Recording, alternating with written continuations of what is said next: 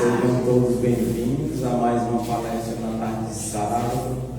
E todos vocês que nos assistem pelas redes sociais, gostaríamos de pedir que vocês coloquem os celulares no silencioso.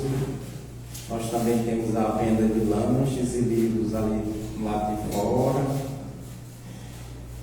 Também recebemos doações para a sustentabilidade de nossas atividades, assim como também é possível nos tornar sócio contribuinte da nossa casa. Qualquer informação você pode procurar lá na recepção. E temos também, a gente recebe também a doação de ração para pets.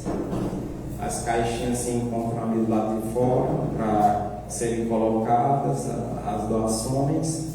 E também, quem quiser colaborar com a campanha de Amor Quatro Patas e da assistência social, você pode também estar procurando na recepção, que terá mais informações sobre o atendimento. E as pessoas que estão em tratamento, sempre lembrar de passar na recepção para poder marcar o seu passe, para melhorar a contabilidade dos passos do seu tratamento. E para quem tem interesse nos estudos permanentes, também pode estar tirando alguma dúvida ou recebendo alguma informação na recepção. E quem se interessa por fazer um atendimento fraterno em nossa casa, começa todo sábado a partir das 4h30 da tarde. Aí pode começar a agendar na recepção. E a gente tem um aviso especial. As matrículas dos estudos online e presenciais estão abertas. E pode fazer também pelas redes sociais e na recepção. E o estudo do que é o Espiritismo também está com as inscrições abertas e é às terças-feiras, a partir das 20 horas. É online também. Então, as inscrições abertas. E também temos o estudo da juventude, quinzenalmente, aos domingos, às 9h30 da manhã, e estamos com as matrículas abertas. Hoje, a palestra é com a nossa irmã Adriana, com o tema Amor e Compreensão dos Conflitos Familiares. Vamos fazer aqui a leitura do livro Minutos de Sabedoria, de Torres Pastorino, de número 200. A morte não existe. Se você perdeu um ente querido, não se desespere. Tenha certeza de que ele não morreu. Apenas mudou de estado e mais cedo ou mais tarde você o irá encontrar. Não dê a ele, pois, a decepção de querer fugir da luta. Não pretenda ser superior a Deus. Aceite o que Deus determinou em sua sabedoria e será imensamente feliz. Então, após essa mensagem, que se sentir à vontade, vamos fechar nossos olhos, rogar a Jesus Cristo e aos bons Espíritos que aqui se encontram nesse momento, e possam iluminar a mente de todos nós, para que possamos absorver os ensinamentos e conseguirmos adquirir os conhecimentos aos quais serão repassados pela nossa irmã Adriana. Que os Espíritos bondosos possam intuí-la e instruí-la durante a palestra de hoje. Mestre Jesus, nos ilumine, nos proteja e permaneça conosco, hoje e sempre. Que assim seja, graças a Deus.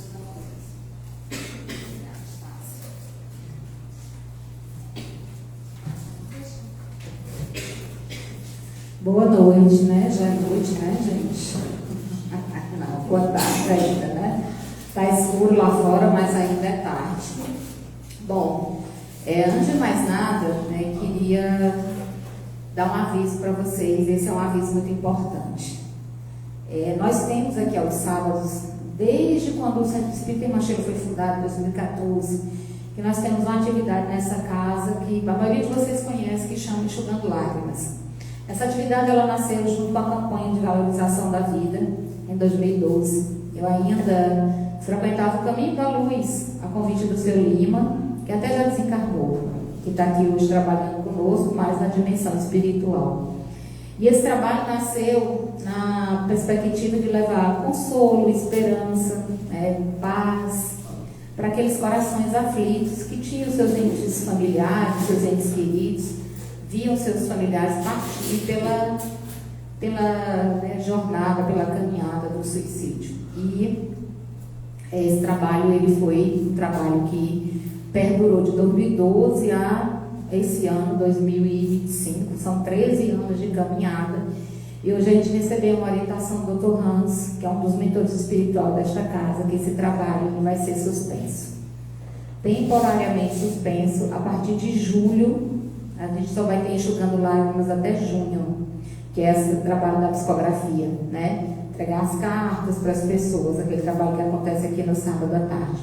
A partir de julho, esse trabalho não vai acontecer mais na modalidade como ele acontecia. A gente vai deixar os nomezinhos lá no caderno da psicografia, mas aquele momento com as pessoas aqui ele não vai mais acontecer. Por quê? Porque a gente está desenvolvendo um grupo de estudo e educação da mediunidade, e esse trabalho vai ser transferido para o desenvolvimento mediúnico. Então a gente vai fazer aí uma readaptação. E a partir de julho, algumas atividades no Sheila vão mudar de horário, inclusive a palestra, que vai voltar para o horário das 18h30, como ela era antes, lá no princípio, porque a gente foi adequando esses horários devido à pandemia, mas o horário original dela era às 18h30, sempre era às 18h30. Então a gente vai organizar, reestruturar essas atividades, até em decorrência do grande número de grupos de estudos que nós temos hoje aqui na casa, são muitos, e a gente vai precisar reestruturar essa atividade toda, mas nós vamos avisando a vocês a respeito das nossas mudanças, tá bom? Todo mundo aqui tem uma família, né? Tem. Porque a família é uma condição reencarnatória. Ninguém chega ao planeta Terra sem uma família. Não existe ninguém no planeta Terra ou em qualquer outra dimensão que chegue à vida na matéria, que venha para a existência na matéria sem a condição sine qua non, sem essa condição primordial de ter uma família. Ah, Adriana, mas eu fui abandonada na maternidade. Mas você tem uma família. Você tem um pai e uma mãe que te deram a vida, mesmo que eles não tenham te criado, te instruído, te educado, mas eles te deram o bem mais precioso que você necessita para estar aqui agora, vivendo as experiências que você precisa viver para o seu crescimento, para o seu melhoramento, para o seu aperfeiçoamento. Em um momento, por um instante que tenha sido, você teve o pai e a mãe, ou pelo menos o óvulo e o espermatozoide, que teve que ser doado por duas criaturas. E se você não teve a família consanguínea, você foi criado por alguém, foi educado por alguém. Então a gente tem uma família, independente da organização que essa família tenha. Porque nós sabemos muito bem que hoje são variados os arranjos familiares, os mais variados possíveis. A gente tem crianças, espíritos que chegam à Terra, encarnam, reencarnam e encontram uma família constituída por dois pais, por duas mães, pelo avô e um avô, somente pela mãe, somente pelo pai. Às vezes é adotada, fica em uma casa, fica em um abrigo e é adotada por alguém. Ou às vezes a criança nasce e a mãe desencarna e ela fica órfã e acaba sendo criada, educada, orientada por outras pessoas. Mas todos nós temos uma família. Não existe ser humano nenhum na Terra que tenha reencarnado, que tenha vindo para cá para crescer, melhorar, se aperfeiçoar sem uma família. A família é condição para reencarnar. O André André Luiz nos relata, em muitos dos seus romances, que é muito comum e natural, inclusive, que as famílias se reúnam no mundo espiritual para decidir as suas tarefas, as suas provas, as suas missões.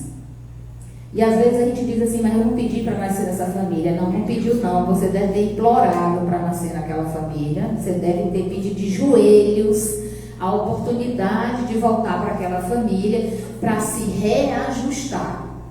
E o reajustamento ele é consigo mesmo, porque aí é um reajustamento de automelhoria, de autoiluminação, de autocompreensão, de construção de um amor, ou esse reajustamento é com os membros daquela família, de perdão, de compreensão, de tolerância e de paciência. A nossa, né? As nossas famílias. Eu ouvi ela dizer da minha, né? Você não fala muito alto, não, que eu escuto muito bem. Então, nós temos esse processo, né, de construção, de renovação das nossas tarefas, dos nossos desafios. Quando encarnados junto das nossas famílias, nós temos esses compromissos assumidos anteriormente à chegada aqui na Terra. Pouco me importa se você acredita ou não em reencarnação. Basta você olhar para o seio da sua família que você vai imediatamente reconhecer quem são aquelas pessoas que você ama desesperadamente e quem são aquelas com quem você não tem nenhum vínculo. Isso já diz muita coisa sobre as nossas tarefas, sobre as missões que nós trazemos para cá. Porque aquelas que nós já amamos, é muito fácil conviver com elas. Aquelas pessoas que nós não amamos tanto e que nem não nos amam ainda, e que ainda não nos amam, porque um dia todos nós nos amaremos, por mais estranho que isso possa soar aos seus ouvidos, um dia todos nós nos amaremos e amaremos uns aos outros, porque está lá dito pelo Cristo. Um dia todos nós nos amaremos, por mais estranho que isso possa parecer, se a gente olhar para o nosso seio familiar, a gente identifica imediatamente, com essa aqui eu tenho mais afinidade, com essa aqui não. Essa aqui eu dou até minha vida por ela, essa daqui Deus me defenda. Gente, é o ser humano, né? Muitos de nós negamos, mas nós temos os nossos chamegos familiares preferidos. A mãe que diz assim, eu não tenho filho preferido, eu digo, oh, meu bem, quero te dizer que você tem. Você pode não admitir, você pode não dizer, e nem precisa, mas tem. Sabe por que tem? Porque é afinidade. E a afinidade é a construção espiritual, é patrimônio do espírito. Os meus irmãos, quando eu vou a Teresina amanhã, é dia das mães, né? Eu disse para minha mãe que eu estou indo para lá amanhã cedo. Ela me perguntou o que é que eu queria almoçar. Ora, mas o almoço é dela, do dia das mães. Por que ela está perguntando para mim o que é que eu quero almoçar? Aí meu irmão me liga hoje de tarde e diz assim, a mãe já te perguntou o que é que tu quer almoçar? Aí eu disse, já. Ela disse, por que ela não perguntou para a gente? É afinidade. Afinidade é construção espiritual. A gente vai construindo isso. E a gente não nasce sabendo muitas vezes como fazer isso, porque nós trazemos na bagagem reencarnatória para esse laboratório da experiência espiritual, que é a família, como diz o Divaldo Pereira Franco, o laboratório da alma. Nós trazemos para o laboratório da alma bagagens anteriores. Todos nós temos nossas encrencas dentro da nossa família. Tem aquela pessoa com quem você conversa até amanhecer o dia. Você ri, você acha graça, e tudo que a pessoa faz, você acha que é o máximo, e tem aquela que não pode dizer duas palavras com você que você já está explodindo. Uf, explode a Terceira Guerra Mundial dentro de casa. A pessoa pode olhar para você, ela não pode passar no varal e derrubar sua roupa, por acaso, que já começa uma guerra dentro de casa. Se ela esquecer, então, e comer uma fruta sua, ou comer sua comida, ou deixar você sem comida, aí pronto, pipoca, né, uma bomba atômica dentro de casa. Por quê? Porque nós temos essas afinidades. Essas afinidades elas vão sendo construídas espiritualmente, não é só nessa vida, né? São inúmeras existências. Inúmeras caminhadas. Do mesmo jeito que as afinidades vão se construindo pelo afeto, as nossas desavenças, as nossas desarmonias, elas vão se construindo pelo desafeto. Mas a gente tem o hábito de achar que aquele familiar difícil, que aquela pessoa difícil dentro do nosso lar, que o problema é com ela. O problema é ela, eu que sou a vítima, o pobre coitado, eu que sofro, sou eu que sou injustiçado o tempo inteiro. A gente vira a vítima da família. E a gente esquece que em se tratando de conflitos, especialmente afetivos e familiares, não existe vítima e vilão. Na realidade, nós somos devedores uns dos outros. Todos nós somos devedores uns dos outros. É por isso que nós estamos dentro da mesma família. Vocês querem saber quem são as pessoas que vocês já aprenderam a amar? Descobrir quem são aquelas pessoas que vocês já amam profundamente. São aquelas criaturas que estão ao nosso redor e que não precisam morar com a gente. São aquelas pessoas que estão ao nosso redor e que nós amamos de graça. Aquele amigo que liga de madrugada dizendo que está precisando de 200 mil reais e você não tem, mas você diz assim, se eu tivesse eu te emprestava agora. Aquela pessoa que você ama e que não é do seu vínculo familiar. Essas pessoas, os amigos, essas criaturas você já aprendeu a amar. Elas não precisam mais passar pelo cadinho da família, pela vivência do lar. Não necessitam mais. Quando nós aprendermos a amar essas criaturas, elas vão se tornar os nossos amigos, aqueles amigos muito queridos, aqueles que a gente diz assim, tem um amigo meu que eu confio mais do que o meu irmão. Tem uma amiga minha que ela é melhor para mim do que a minha mãe. Eu tenho certeza que em algum momento a gente já usou essa frase de alguma maneira. Eu tenho uma amiga que ela é melhor do que as pessoas da minha família. Pois essas aí a gente já aprendeu a amar, não tem mais dificuldade. Não tem. Mas na nossa família estão ali os desafios, porque segundo nos lembra Joana de Ângeles na obra SOS Família, nós renascemos nas mesmas famílias para nos reajustarmos uns com os outros. Vocês podem observar que a nossa família ela é espelho, ela é nosso espelho, a gente olha para ela e a gente se reflete. E na maioria das vezes a gente não gosta do que a gente vê. Porque normalmente quando a gente aponta no outro, é porque tem na gente. Quando eu aponto o defeito no outro, quando eu aponto demais o defeito do outro, quando eu falo demais do problema do outro, é porque em mim ele também reverbera. É porque em mim ele também está lá, latente.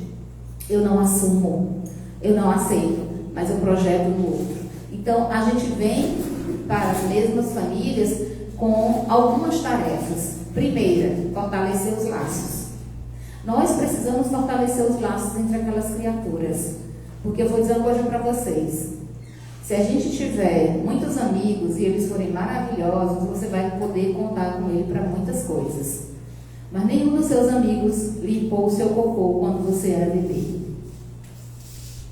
Nenhum dos seus amigos passou a noite em claro do lado da cama ou da rede quando você teve febre. Nenhum dos seus amigos te deu peito para mamar enquanto você não conseguia comer outro alimento no mundo. Nenhuma outra pessoa foi capaz de passar fome, de tirar da própria boca para que você não passasse necessidade. Quem faz isso é a família. Quem faz isso é a família.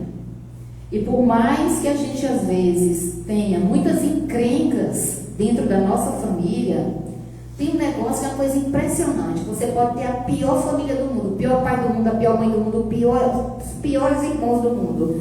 Você fala mal deles aonde você vai, mas se você encontrar alguém falando mal deles, minha amiga, aí você roda a baiana. Não, ó, eu posso falar mal, você não. Você não é da família, como é que você vai falar mal da família que não é a sua? Fala da sua. Desde que da minha eu mesmo falo, né? Por quê? Porque existe um vínculo que é anterior. Nós nos comprometemos no mundo espiritual com aquelas criaturas de que nós iríamos nos ajudar mutuamente a crescer. Que nós iríamos nos ajudar mutuamente a nos melhorarmos. Adriane, quando eu faço de tudo, fiz de tudo que está ao meu alcance, a pessoa não se ajuda, a pessoa não melhora, a pessoa não evolui, e aí? E aí você está fazendo a sua parte. É a sua parte que importa. O que ele está fazendo com a parte dele, ele vai prestar contas com Deus. Mas você está dando o seu melhor? Você está fazendo o melhor que você pode? Então você não deve nada à lei divina. Você não deve nada à lei divina. Você vai executar a tarefa que você se comprometeu. É aquela coisa, se eu estou numa repartição, porque a terra é essa grande repartição, esse grande local de trabalho, essa oficina de trabalho. Se eu estou na minha oficina de trabalho e eu chego lá, tem 10 pessoas para fazerem determinadas atividades. Aí eu chego, eu tenho a minha tarefa para cumprir, mas eu vejo todo mundo sentado no celular, batendo papo, negligenciando o trabalho. Se eu me junto a essas criaturas e vou negligenciar o trabalho, eu também sou responsável pela negligência. Mas eu posso chegar no meu ambiente de trabalho e ver todo mundo de braço cruzado e fazer a minha parte, fazer a minha tarefa. É a mesma coisa dentro da família. É a mesma coisa. Eu lembro que durante anos e anos a gente sofreu, eu, minha mãe, meus irmãos, com o alcoolismo do meu pai, porque ele bebia muito, né? E a minha mãe suportou isso durante muitos anos. E suportou de maneira muito digna, né? Porque era aquela mulher que passava por aquela situação e ela não reclamava, ela não se queixava. E era tão sofrido, tão dolorido, que eu, filha mais velha, né? Eu olhava para ela e dizia: mãe, vamos embora. Por que a gente não vai embora? Aí ela dizia: porque nós não podemos nos abandonar. Não foi para isso que Deus nos juntou. E eu não entendi, eu vim entender isso depois que eu me tornei espírita. Porque nós estávamos ali para nos ajudar. E se nós tivéssemos abandonado o meu pai, talvez ele já tivesse desencarnado. E foi na nossa perseverança, foi na perseverança desse auxílio mútuo que ele parou de beber, que ele deixou o álcool e que ele reconstruiu toda a vida dele. E quem está do lado de fora não entende. Por que quem está do lado de fora não entende? Porque a família, ela não é apenas, ela não é somente o vínculo sanguíneo, né? Ela não é só o vínculo sanguíneo, ela é muito mais que isso. Como diz a Joana de Ângeles Aldivaldo Pereira Franco, ela é o laboratório da alma. É dentro da família que a gente vai se reajustar. Vocês devem conhecer pessoas, ou talvez vocês mesmos já tenham vivido a experiência de que no trabalho sua vida está maravilhosa, seus amigos, está tudo maravilhoso, seu relacionamento está incrível, mas quando você chega dentro de casa, parece que tem, né, lá alguns algozes esperando você. Porque é cobrança em cima de cobrança, é conflito por cima de conflito, são muitas discussões, normalmente são muitas pressões. E aí a gente chega em casa e diz: meu Deus, Senhor, será mesmo que essa é a minha família? Será que o Senhor não errou? A inteligência suprema, né? Deus, será que você não errou? Você tem certeza que essa é a minha família? Não me trocaram na maternidade, porque eu passei a minha adolescência inteira jurando por Deus que eu era adotada ou quem tinha me trocado na maternidade, que aquela família não era minha, entendeu? Eu olhava para aquele povo e dizia: não pode, minha gente, né? E a gente sempre se coloca na situação de vítima, de pobre coitado que sofre. A gente nunca olha do outro lado, no horizonte daquela pessoa, no horizonte daquelas criaturas. Eu vim abraçar minha mãe pela primeira vez, eu tinha 24 anos de idade. Ela não deixava a gente abraçar ela, porque ela nunca aprendeu a abraçar ninguém, ela não sabia. Não é porque eu achava que ela era bruta, grossa, que ela não me amava. Não, ela não sabia abraçar. Ela não sabia, ela foi educada apanhando na base do espancamento. Ela não tinha diálogo, ela teve que fugir de casa aos 15 anos de idade para poder casar, para fugir de um pai extremamente agressor. Então, às vezes, a gente esquece que o pai, que a mãe sofreram, que eles passaram por dores, passaram por aflições, que eles trazem angústias.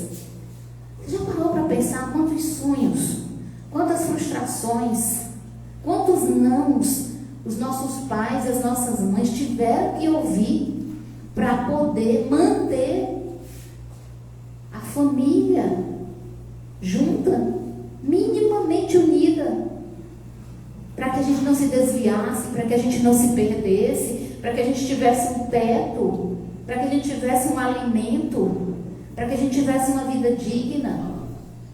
Às vezes a gente não para pensar nisso, porque a gente acha que a gente é a vítima do mundo. que nós somos as grandes vítimas, que a gente sofre demais, que eu merecia outra família, que eu merecia um outro marido, eu merecia um outro filho, eu merecia outra filha, eu merecia uma outra mãe. E a gente não se dá conta dos sacrifícios que todos eles tiveram que fazer para se manterem unidos e para que aquela família não se desviasse dos propósitos divinos. Porque toda família é um projeto de Deus. Não interessa a configuração que ela tenha. Joana de Anjos lembra lá na obra SOS Família e na obra Amor Imbatível Amor, que todos nós, absolutamente todos nós, nascemos em uma família porque há um propósito divino para a nossa vida. Senão a gente nascia assim por produção espontânea, né? Sair, brotar debaixo da terra para cima. Não precisaria de família. Não é assim que as coisas funcionam. As coisas funcionam de outra maneira. Na obra Consolador, o Emmanuel diz na questão 109, no item 109 do livro Consolador, ele diz que a família é uma escola bendita. E é uma escola em todos os sentidos. A nossa família é que nos ensina os primeiros passos, as primeiras palavras. É ali também, gente, no seio da família, que a gente aprende a primeira lição do que é amor. Porque a gente pensa que amor é uma coisa romântica. Amor é você estar apaixonado, com os olhos borbulhando de coração, né? Fazendo um coraçãozinho de dorama. Você pensa que amor está pregado 24 horas do dia na pessoa, suspirar pela pessoa, né? Dormir a pessoa, almoçar a pessoa, jantar a pessoa. Você não vive, você só vive com aquela criatura. Isso não é amor, isso é paixão, né? E paixão é esse negócio louco que dá essa virada na cabeça da gente. Quando a gente fala de amor, o amor ele tem uma outra amplitude. E quando a gente fala de amor familiar, o primeiro sentido da palavra amor que nós aprendemos dentro da família é cuidado. Quem ama, cuida. Esse é o primeiro significado da palavra. Da hora que você nasceu, você saiu do bucho da sua mãe, que tiraram você daquela placenta, a primeira preocupação que ela foi, está respirando, tem todos os dedinhos. A minha mãe disse que a maior loucura dela, quando a gente nascia 5 meninos, aí imagina que eu parei 5 meninos. Sim, a minha avó pariu 12, né? Mas ela pariu 5. Minha filha, na hora que você nasceu, a minha primeira preocupação, tem todos os dedinhos, está respirando. Ela disse que eu levei quase 3 meses para abrir os olhos. Hoje o menino já nasce com os olhos regalados para fazer a selfie. O menino já nasce com os olhos abertos, olhando para a obstetra, já tudo de olho regalado. Ela disse que eu levei 3 meses para abrir os olhos. Ela ficou muito preocupada, achando que eu era cega, que eu não ia enxergar. Então, normalmente, geralmente, nós, quem é atendimento fraterno? Diga, eu chamo, não se preocupe não, tá? Quem é? Atendimento fraterno. Isso. Então, um rapaz, depois minha filha vai. Isso. Pode chamar, não se preocupe, no finalzinho que eu chamo. Então, quando a criança chega ao mundo, a preocupação da família toda é cuidar para que não adoeça, é cuidar para limpar o cocô, cuidar para limpar o xixi, para não ter assadura, passar um talquinho no pescoço para não assar, é não deixar ela muito tempo deitada na mesma posição, é cuidar na hora da minha gente, a mãe sofre demais, o menino mama de 3 em 3 horas, de 2 em 2 horas, ela não dorme, não encontra posição para dormir. O menino chora, não sabe se é dor de barriga, não sabe se é gás, não sabe e fica na intuição do amor, do cuidado, ela fica tentando adivinhar o que aquela criança tem para que ela sobreviva. Então, o primeiro sentido da palavra amor que nós aprendemos na escola bendita, que é a família, é o cuidado. Depois nós aprendemos que amor não é só cuidado. Amor é também paciência, porque você imagina um menino berrando, chorando 24 horas por dia. Eu tenho uma sobrinha que ela chorou 3 meses sem parar. A minha irmã andava igual um zumbi dentro de casa, descabelada, com a camisola suja de leite, para cima e para baixo. A menina chorava o dia inteiro. Ninguém descobriu o que era. Quando 3 meses depois descobriram que a menina tinha intolerância à lactose. 3 meses a criança chorando e ela chorava junto. Teve um dia que ela estava voltando do médico, ela disse: mãe, para minha mãe, segure a Ananda, porque a Ananda chorava que se esganava. Segure a Ananda, mãe, porque eu estou com medo de pegar essa menina e jogá-la para fora do carro.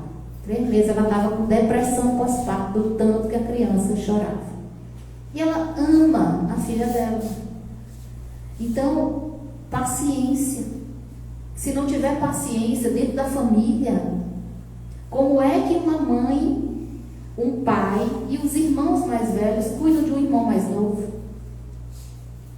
É com paciência. O menino vai ter que aprender a andar, o menino vai ter que aprender a usar o vaso, o menino vai ter que aprender a comer com a própria mão, o menino vai ter que aprender. Imagina se essa criança começa a andar, leva uma queda, arrebenta o lábio, arrebenta o nariz, que é muito comum as crianças caírem quando estão aprendendo a andar, e a mãe que não tem paciência para cuidar da criança, amarra ela numa cadeira com a fralda. Não, você vai andar, mas não. O que vai acontecer com essa criança? Ela vai entrevar, ela não vai conseguir se desenvolver.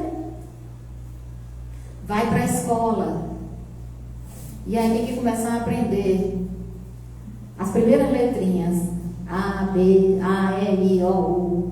E aí ela passa o dia todo dedicado no ouvido da mãe: mãe, A, E, I, O, U, meu filho, A, E, I, O, U. A terceira vez ela acha bonita, a quarta vez ela acha lindo, na quinta vez ela diz: tá bom, meu filho, já sei, A, E, I, O, U. Quando o menino já repetiu pela milionésima vez, ela já chega, pelo amor de Deus, não te aguento mais com esse A, E, I, O, U dentro de casa. Mas tem que desenvolver a paciência. Sem a paciência, a gente não consegue passar pelos momentos difíceis. Sem a paciência, a gente não consegue tolerar os maus hábitos, porque enquanto a gente namora, diz o benfeitor Emmanuel, e quando a gente namora é tudo lindo e maravilhoso. A espiritualidade vem enquanto um lenço assim, maravilhoso, nos olhos da gente, tapa aqueles olhos, ninguém enxerga nada, cego, doido de amor. No dia que você casa, a espiritualidade vai lá e tira o lenço. Aí você começa a enxergar tudo que aquela pessoa tem e que ela é, e que você diz assim: meu Deus do céu, mas eu não vi isso quando a gente namorava. Viu não, meu bem? Né, Estácio? Viu não? Por que não viu? Porque estava com uma venda, a venda da paixão nos olhos. Não enxerga. Aí vai precisar de quê? Paciência, para lidar com o espinho do outro, porque o meu espinho fere, mas o espinho do outro também me fere. E é nesse processo de construção de paciência e de tolerância, né? E aqui a gente compreende por que é importante tolerância e amor dentro da família, para vencer os obstáculos, porque eu tenho meus espinhos. Minha gente, eu não era flor que se cheia. Minha mãe dizia uma coisa, eu dizia 10. Aí ela dizia assim: eu vou quebrar até o dente. Eu dizia: depois vai ter que mandar botar tudinho de novo. Não faça isso não. Aí é que ela ficava zangada. Que ela dizia: eu tinha argumento para tudo, toda a vida. Se você quer falar comigo, eu tenho pelo menos 30 argumentos para argumentar com você. Toda a vida eu fui desse jeito. E ela ficava zangada. Aí, depois que eu me tornei espírita, eu aprendi a silenciar, porque não vale a pena não argumentar, não, a gente se cansa. Eu aprendi a silenciar. A primeira vez que ela começou uma discussão dentro de casa, que eu fiquei calada, ela disse assim: tá doente? Ou tu é dopada? Tu tá usando droga? Maconha. Eu sei se tu tá na universidade, lá naquele CCH, deve estar usando é maconha. Aí eu olhei pra ela e disse: não, mãe, não faço muito essa praia da maconha, não. E nem tô dopada, porque nem remédio controlado eu tomo. E o que é que tu tem? Eu disse: nada, mãe, só tem razão. É melhor a senhora ter razão e eu ter minha paz. E aí eu saí, ela ficou meia hora brigando sozinha, porque eu não tinha respondido ela. E aí nessa história do silêncio, as brigas acabaram. Encerrou a briga, não tinha mais discussão. Eu sou a única filha dela, né? E eu digo isso com todo orgulho do mundo, que ela chama de meu amor. Porque eu só chamo ela de meu amor.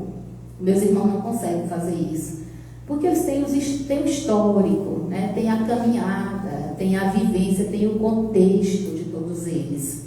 Mas eu decidi, eu tomei essa decisão para a minha vida, que eu ia amar minha mãe, meu pai e meus irmãos com todas as forças que eu tenho. Que eu não ia sair dessa vida levando a bagagem pesada da desarmonia, do conflito com a minha família. Porque um dia, eu tinha 19 anos de idade, eu fui a uma casa espírita levar uma amiga para fazer um atendimento fraterno, Luciana. Luciana, vamos, Adriana, que eu preciso fazer um atendimento fraterno. O que é isso, mulher, pelo amor de Deus? Ela é só uma conversa, no centro espírita. Eu disse, mulher, e aonde? Ela disse, lá no irmão Adriano, lá na Zona Sul. Tá bom, pois eu vou contigo. E fui. Me sentei na última fileira, na última cadeira, perto da porta da saída, porque se alguém batesse o pé no chão, eu já corria pela porta, né? Porque eu tinha mais medo de espírito que qualquer outra coisa no mundo, até porque eu convivia com eles com muita frequência, então eu morria de medo de espírito. Cheguei lá, ela botou o nome dela, vi ela botando o nome dela no caderno, Luciana Aguiar. Botou o nomezinho dela no caderno, ela bota o teu, eu disse, Deus me defenda, botar meu nome nesse caderno, eu tá doida, vou botar meu nome nesse caderno, não, vou não, mulher, bota não. Sentei com ela, estamos nós sentados, um rapaz muito simpático, fazendo um evangelho, de vez em quando vi uma moça, que nem a Tailândia, chegou ali, e ela começava, olhava o rapaz do evangelho, ele parava, ela dizia, fulana de tal, atendimento fraterno. Só vinha ver umas 3 vezes, nada de chamar a Luciana. Aí quando a mulher entrou a 4ª vez, ela disse, quem é a Adriana Paula? Irmã, esse é um nome muito difícil, Adriana Paula. Não é todo mundo que tem não, né? Aí eu calada, eu botei meu nome no caderno, vai que era uma outra Adriana Paula. E a mulher de novo, quem é a Adriana Paula? Luciana, é tu? Eu digo, não é. Ela disse, é tu, não é. Eu não botei meu nome naquele caderno.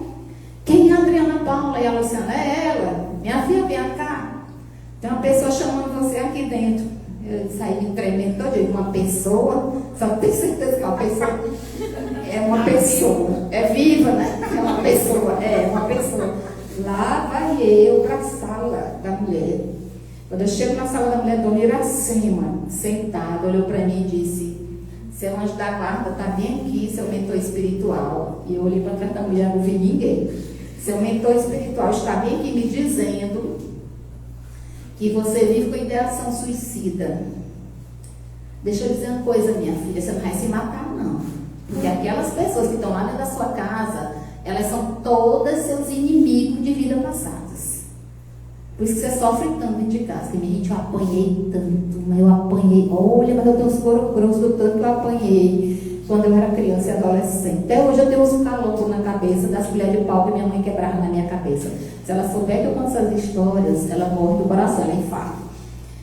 Mas eu apanhei tanto quando eu era criança, que parecia que minha mãe estava se vingando de mim. E aí quando ela me disse isso, que todas as pessoas dentro da minha casa, daí vocês tiram que eu não era fluxicheira, todas as pessoas que estavam dentro da minha casa eram meus inimigos de vida passada, e que era meu dever amar todos eles.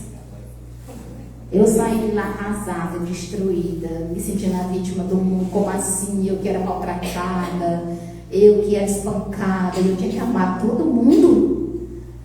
Aí eu saí de lá. E foi a partir dali que, quando eu cheguei em casa, eu tomei a decisão que, se a tarefa era para amar todos eles, pode me dar a tarefa que eu vou cumprir. E eu mudei a minha vida completamente a partir daquele dia. Por quê? Porque eu não vou voltar para o lado de lá com inimigo, não. Porque eu não nasci para ser inimigo de ninguém. As pessoas podem até se tornar meus inimigos, mas eu não vou ser inimigo de ninguém. Então eu voltei para casa com uma outra perspectiva. Porque se eu odeio, o problema é meu. Mas se é o outro que me odeia, o problema é dele. É dele. Então eu não vou carregar esse problema. Porque eu vim para cá foi para exercer tolerância, paciência, aprender a cuidar. Gente, não existe manifestação mais segura do amor do que o cuidado. E eu comecei a cuidar dos meus irmãos, comecei a cuidar dos meus pais. E foi nesse processo de cuidado que a gente foi construindo uma nova estrutura familiar. Uma nova estrutura familiar. Não é fácil. Eu não vou dizer que isso vai acontecer da noite para o dia. Não é fácil, não. É um laboratório. E como é um laboratório da alma, a gente vai experimentando as situações. São experiências que a gente vai passando. E aí a gente percebe, isso aqui dá mais certo, isso aqui não dá tão certo, né? Teve um momento da minha vida que eu estava praticamente carregando meu pai, minha mãe e todos os meus irmãos nas minhas costas. E isso com relação a absolutamente tudo. Eu resolvia tudo para eles, tudo, absolutamente tudo. A vida, finanças, tudo. Um dia, num atendimento fraterno, uma pessoa me disse assim: quer dizer que você está carregando a cruz dos outros e a sua própria cruz se abandonou. Quando você chegar no mundo espiritual, vão perguntar para você o que foi que você fez da sua tarefa, não da tarefa deles, porque eles terão que prestar conta das próprias tarefas. Você está tirando a oportunidade deles de crescerem, de aprenderem e de construírem o próprio caminho. Porque uma coisa é ser um Simão Sirineu, é você ir lá e ajudar na hora da dificuldade. Outra coisa é você pegar a cruz do outro e carregar para o resto da vida. Você está prestando um desserviço àquela pessoa. Ela precisa aprender a caminhar com os próprios pés. Ela precisa aprender a andar sozinha. Ela também vai ser cobrada pelas tarefas que ela precisa realizar. Ela também vai ser cobrada. Vai ser pedido para ela contas do que ela precisa executar aqui nessa vida. A gente não veio para cá a passeio. Nós viemos para cá para cumprir as nossas tarefas. E uma coisa é, como diz o Evangelho, honrar pai e mãe. Honrar pai e mãe significa cuidar, dar para eles aquilo que eles não puderam ter. Se a gente tiver condições de fazer isso, dar para eles o conforto, o aconchego, e isso não são coisas materiais. Eu tenho certeza absoluta que se eu chegar amanhã na casa da minha mãe, sem nenhum presente na mão, como já teve anos que eu nem tive nem tempo de comprar presente de Dia das Mães, só cheguei lá, ela me abraçou, me beijou tanto, fez minha comida favorita, que é arroz misturado com galinha, vocês já ficam sabendo, se por acaso um dia quiserem me convidar para almoçar, né? Todo mundo já fica logo sabendo. Ela fez meu arroz misturado com galinha e ficou me esperando. E meu irmão estava zangado, porque ele disse que toda vez que eu vou lá para casa, a mãe só faz arroz misturado com galinha, porque é a comida favorita da Aninha, que eles me chamam de Aninha, né? Cuidado. Chegar lá, abraçar, beijar. Olha, não tem coisa mais libertadora do que você carregar mágoa durante muito tempo, rancor durante muito tempo, e você chegar lá perto daquela pessoa um dia, olhar para ela e simplesmente abraçar ela. Você não precisa dizer nada, só abraça. Porque eu tenho guardado na minha memória até hoje o primeiro abraço que eu dei na minha mãe. E é uma memória que, se eu viver 3 milhões de anos, eu não vou esquecer nunca. Porque eu decidi abraçá-la. Eu decidi apagar aquela mágoa de dentro de mim. Fui eu que tomei essa decisão. Foi libertador para mim e para ela. Então a gente precisa entender que família é sim o laboratório de aperfeiçoamento, de melhoria da nossa própria alma. Os budistas costumam dizer que quando a gente não faz as pazes com a própria família, a nossa vida é amarrada, literalmente. Nós estamos acorrentados ao próprio karma. Os budistas dizem. E a gente sabe que isso ocorre porque, dentro da visão espírita, nós sabemos que aquelas tarefas que nós trazemos e não concluímos, se a gente fica reprovadas nessas tarefas, o que acontece? Elas voltam. Eu vou ter que repetir a tarefa toda de novo, até eu me ajustar. Então eu preciso sim desse amor, cuidado, eu preciso sim dessa tolerância, paciência, e eu preciso, acima de tudo, do perdão. Me perdoar se às vezes eu fui cruel com a minha família, se às vezes eu fui ranzinza, se às vezes eu fui estúpido, grosseiro, se eu duvidei, se eu desconfiei, se eu maltratei. Às vezes o nosso desprezo, a nossa indiferença, o nosso ódio, o nosso rancor dói tanto naquele ser humano que divide o mesmo teto com a gente está adoecendo aquela pessoa e estamos nos adoecendo e a gente não se dá conta. A gente não se E às vezes alguém lá na rua que fez algo muito pior com a gente passa, cumprimenta, às vezes até faz as pazes, se reajusta, e dentro de casa a gente não se dá essa oportunidade. Aí nós estamos sendo hipócritas, porque a gente faz uma coisa de um jeito na rua e faz outra completamente diferente dentro de casa. O Richard Simonetti tem uma historinha num dos livros dele, que ele tem vários livrinhos com histórias bem curtinhas. Ele tem a história de uma moça que ela era coordenadora de juventude em uma casa espírita no interior de São Paulo. E ela era extremamente querida. Ela era aquela pessoa querida, que todo mundo amava, que os jovens adoravam. Era aquela pessoa que, onde ela chegava, as pessoas se cercavam dela, extremamente alegre, aquela pessoa, né, que estava sempre disposta a ajudar todo mundo. Mas eles tinham um problema. Eles não sabiam exatamente onde ela morava, eles não sabiam o endereço dela. E todos os anos eles tentavam fazer uma festa surpresa para ela de aniversário, porque ela era muito querida na casa espírita. E não conseguiam, porque ninguém sabia onde ela morava. Até que um dia um dos jovens teve uma ideia, disse: eu vou seguir ela para descobrir onde ela mora. E aí ele foi, seguiu e descobriu onde ela morava. Ela morava num bairro, em São Carlos, em um determinado bairro da cidade. Quando foi no dia do aniversário dela, ela estava em casa, eles se juntaram, quase 80 jovens, e foram fazer uma visita surpresa para ela, levando um bolo para cantar parabéns. Quando eles chegaram na porta da casa dela, eles começaram a ouvir os gritos, ela xingando, berrando, falando alto, fazendo ameaças, gritando de toda altura, tendo um verdadeiro chilique dentro de casa. E eles todos na porta com o bolo na mão. E aí uns olhavam para os outros e diziam assim: será que é ela mesmo? Será que não é alguém que está lá dentro da casa? Agora é ela, né? Agora, né, filha? Vai lá. Será que ela não é uma pessoa que está dentro da casa? É ela mesmo? E eles ficaram naquela tensão. De repente, vê-se uma porta abrir, a porta se abre e ela sai batendo a porta, xingando a mãe.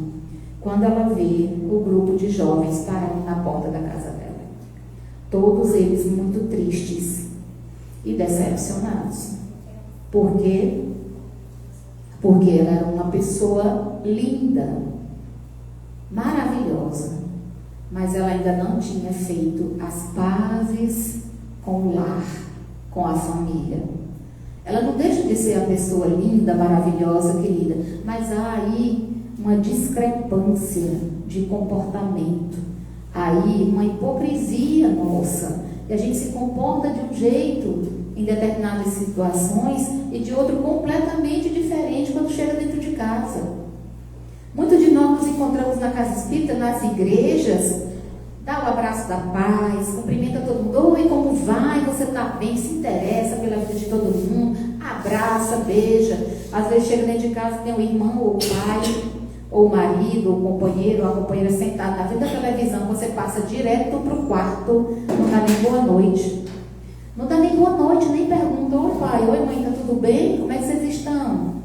Não senta para conversar. E a família é o núcleo mais importante para a renovação, a transformação do nosso espírito. Não sei o que eu estou dizendo isso, não. É o Emmanuel. É o núcleo mais importante. A Joana de Ângeles tem um livro chamado Momento de Harmonia. É um livro curtinho, mas é um livro maravilhoso. Nesse livro, ela ensina que quando a compreensão entra no lar, quando você começa a compreender: meu pai, ele não entende isso, meu pai está adoecido por causa do alcoolismo, meu pai está adoecido por causa da dificuldade financeira, meu pai está cego porque ele não consegue perceber esse outro lado da questão, a minha mãe não tem essa compreensão, o meu irmão ainda não entende isso, o meu familiar não tem essa compreensão, ele ainda não consegue pensar dessa maneira, porque a gente acha que todo mundo pensa igual a gente pensa. Mas a gente não olha, todo ser humano é diferente. Aquela pessoa não consegue enxergar a mesma coisa do jeito que você enxerga. E quando a gente começa a utilizar a compreensão, a gente passa a perceber que alguém que briga muito, que espanca, que reclama, que fere, que odeia, que despreza, está doente. É alguém doente. É alguém doente. E quando a gente compreende, diz a Joana, quando a compreensão entra no lar, o conflito se desfaz. O conflito se desfaz. Por quê? Porque aí o amor assume o comando das relações. Porque o amor se manifesta na forma de cuidado, paciência ou tolerância, e a tolerância se manifesta na compreensão. Compreensão. Todos nós temos em nossa família pessoas envolvidas com alcoolismo, pessoas com dificuldades financeiras, pessoas com dificuldade de relacionamento, pessoas com dificuldades de convivência. Todos nós temos. Dentro do nosso lar, a gente tem. São nossos desafios. São desafios. Olhem para a natureza. Não tem uma folha igual a outra. Nós não somos criaturas iguais. Nós não vamos pensar iguais. Nós não vamos evoluir tudo do mesmo jeito. Nós não somos robôs. Nós estamos em degraus diferentes. Se eu tiver 2 degraus acima, eu vou ver uma paisagem. Se alguém tiver mais 8 degraus acima de mim, ele vai ver outra paisagem. É assim que a vida funciona.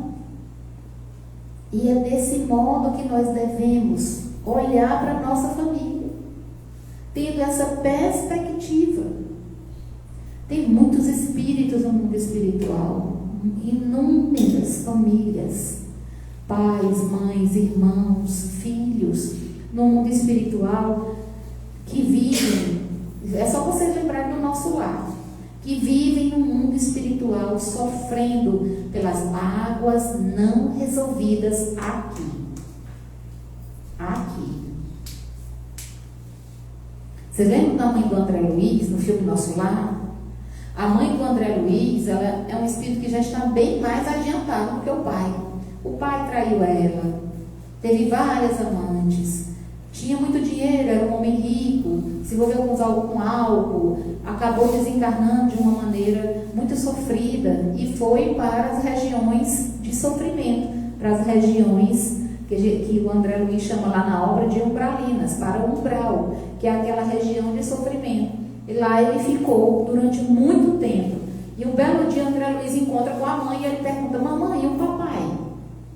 E aí ela diz: meu filho, eu estou me preparando para reencarnar, para receber seu pai. Ele: de novo? Você vai receber o papai de novo, depois de tudo que ele fez? Vou, meu filho. Vamos reencarnar juntos novamente, marido e mulher. E aquelas amantes que o atormentam até hoje no mundo espiritual, as duas, nós iremos receber como filhas. Poxa, eu me arrepiei. Amor, cuidado. Amor, tolerância. Ah, Adriana, minha filha, não sou a mãe do André Luiz. Não, ainda não. Você ainda não é a mãe do André Luiz. Mas um dia você vai chegar lá, entendeu?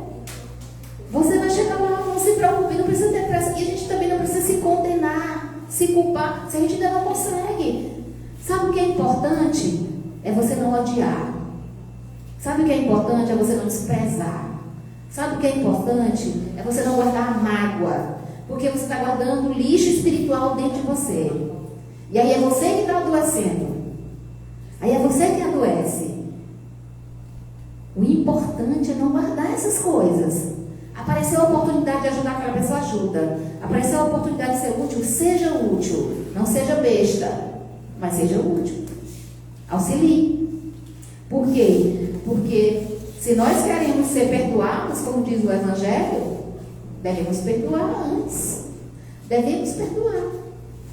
Todos nós podemos exercitar dentro da nossa casa essa tolerância, esse amor, cuidado. Quer ver uma coisa bem simples? Ouvir sem interromper a pessoa. Tem gente que você não consegue dar 2 palavras para ela, ela não deixa. Ela não deixa você falar. Ouça sem interromper. É amor, gente. Isso é amor, cuidado. Escute a pessoa sem interromper. Diga assim: terminou? Posso falar agora? É comunicação não violenta, né? Então, escute sem interromper. Ouça sem interromper. Acolha a pessoa sem julgamento. O que é acolher sem julgamento? A pessoa pode... Gente, nós fazemos atendimento fraterno, e o atendimento fraterno é um negócio impressionante. Porque as pessoas acham que a gente ouve e depois lembra as histórias. Eu não lembro nem quem foi a pessoa que eu atendi. Outro dia eu estava dentro do Carvalho, lá vem aquela senhora caminhando na minha direção de braços abertos, e eu pensando, será que ela vai me abraçar mesmo? E eu olhava para um lado, olhava para o outro. Eu disse, não, talvez ela esteja enganada, não sou eu. E ela vinha caminhando na minha direção, de braços abertos e sorrindo. Quando ela chegou perto de mim, ela me agarrou, ela me apertou tanto, ela disse, ô minha filha, você não lembra de mim não, né? Eu disse, não, senhora, quem é a senhora? Aí disse, meu nome é Conceição. Eu disse, não lembro não, dona Conceição. Ela disse assim, você me atendeu lá no Sheila, quando era um negocinho desse tamanhozinho, em 2014. Você fez um atendimento fraterno. Então, hoje eu me lembro. Aquele atendimento fraterno mudou minha vida. Eu não sei quem é ela, não sei o que foi que eu conversei com ela, mas graças a Deus que parece que a vida dela tomou uma outra direção, porque ela escolheu uma direção diferente. E ela disse, minha filha, você não lembra não? Ela foi me relembrar a história. Era uma história muito sofrida, muito dolorida, abusiva, inclusive, com espancamento, com agressão.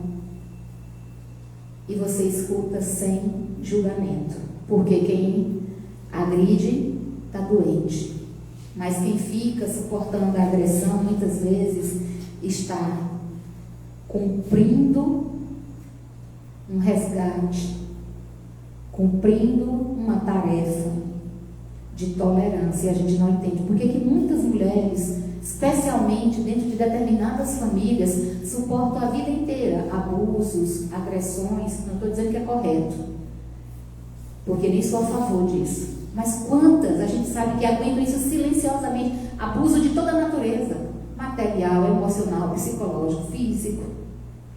E elas permanecem ali. Por quê? Porque elas decidiram acolher sem julgar.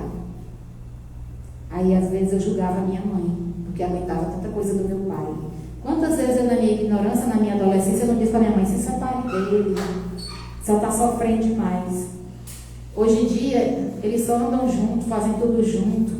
É Gilberto para cá, Gilberto para lá, Francisca para cá, Francisca para lá, não se separam para nada. Imagina se eles tinham que se separar. Então a gente precisa acolher sem julgar.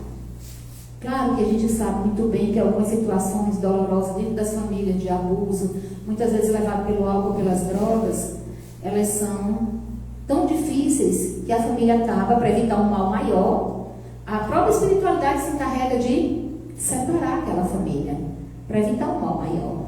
Então tudo bem, não tem problema quanto a isso. Mas não carregue mágoa, não carregue o rancor, não carregue o ódio, não carregue o sentimento de vingança, não menospreze. Por quê?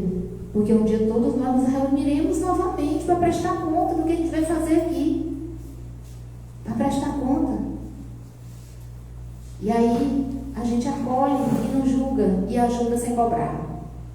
Porque dentro de casa a gente é danado para fazer as coisas e dizer assim, mas daquele dia, tu não lembra não que eu fiz isso por ti, isso, tu pensa que eu esqueci. Ajuda, mas depois joga na cara. Ajuda, depois mais cobra. Não, minha gente, ajudou, esqueceu. Entendeu? Não sai da esquerda que dá a mão direita. Dentro da família, especialmente. Se você tem conflito com alguém na sua família, seja quem for, pai, mãe, irmão, cunhado, tio, avô, avó, comece a exercitar o amor, tolerância, comece a exercitar o amor, perdão, comece a exercitar o amor, cuidado, porque senão vai acontecer conosco, a mesma coisa que aconteceu com a história lá do seu Richard Simonetti. Uma senhora que era trabalhadora de uma casa espírita também do interior de São Paulo. Essa senhora estava há 30 anos em atividade naquela casa. Uma mulher maravilhosa, paciente, tranquila, bondosa, passista da casa, dava passe. Dentro da casa espírita, uma pessoa maravilhosa. Era a criatura mais maravilhosa do mundo, mas ela tinha um problema grave. O marido dela era envolvido com álcool e com jogo. Todo o dinheiro que ela ganhava, ele gastava no jogo. Todo o dinheiro que ela ganhava, ele gastava com bebida. E todo mundo no centro espírita sabia do sofrimento dela. E as pessoas perguntavam, mas por que você não se separa? Ela dizia assim, mas quem vai cuidar dele? Quando ele fica bêbado, caído pelas ruas, quem tem que buscar sou eu. Quem vai cuidar dele? Quem vai cuidar? e ela ficava cuidando dele. Um belo dia, depois de 50 anos de casado, ele morreu, né? Quase 50 anos de casado, ele morreu, desencarnou. Aí ela chegou no centro espírita, todo mundo muito triste, porque o marido dela havia falecido, ela morta de feliz. Felicíssima da vida, porque o marido morreu. E aí eu falei, dona fulana, a senhora está feliz? Estou feliz, me livrei. Olha, 50 anos aguentando aquele homem, agora me livrei de vez. Mas segurou o fardo até o final. Segurou, minha filha. Mas quando foi 2 anos depois, ela também morreu. E aí, quando ela chega no mundo espiritual, muito contente para encontrar com o mentor espiritual dela, porque tinha aguentado 50 naquele homem bêbado, dando trabalho, não sei o quê, não sei o quê. E aí, quando ela chegou lá, que disse, o anjo da guarda dela disse, muito bem, a senhora foi trabalhadora espírita, cumpriu todas as tarefas direitinho, rompeu desse telão, como é que foi a sua caminhada? Disse, olha, sua jornada foi quase toda perfeita, aqui só tem um problema. Aí ela disse, qual é? E seu marido? Meu marido? Meu marido não, minha filha. Meu marido, eu aguentei aquele homem 50 anos. Eu suportei aquele homem 50 anos. Homem que pode olhar 50 anos suportando cachaça, jogatina. Eu suportei calada. Eu não disse um pio, suportei. Ele disse, pois é, minha filha. Aí está o grande problema. Você suportou. Você agora vai voltar com ele de novo para aprender a amar. Porque a gente não reencarna com a pessoa para aprender a suportar ela. A gente volta para aprender a amar. Mais 50%, né? E ela caiu no choro. Por que ela caiu no choro? Porque ela pensou que tinha se livrado. Porque é assim que a gente diz, eu vou aguentar esta peste mais 50 anos. Eu vou aguentar. Não é para aguentar, é para amar. E só para a gente terminar essa nossa conversa, lembrando, dentro da família, amor é cuidado, tolerância e perdão. Sem essas 3 coisas, nós não aprendemos a amar a nossa família. Muita paz, gente. Muito obrigada pela atenção de vocês.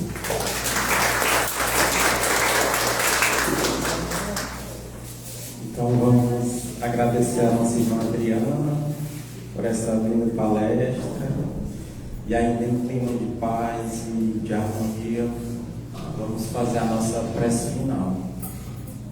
Vamos fechar nossos olhos, agradecer novamente a Deus por esses instantes de conhecimento, de aprendizado,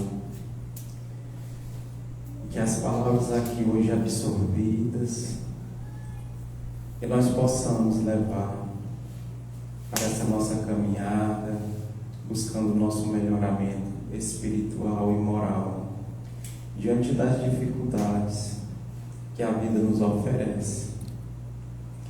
Que os bons espíritos que nos acompanham e que velam por cada um de nós, eles possam sempre nos iluminar e nos proteger das emboscadas das nossas vidas.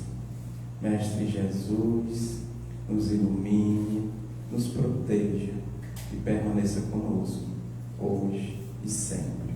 Que assim seja, graças a Deus. E vocês que nos assistem pelas redes sociais, vocês podem estar acessando o link do passe virtual e está tomando o passe virtual. E vocês que estão aqui presentes podem se dirigir à sala do passe. Muito obrigado.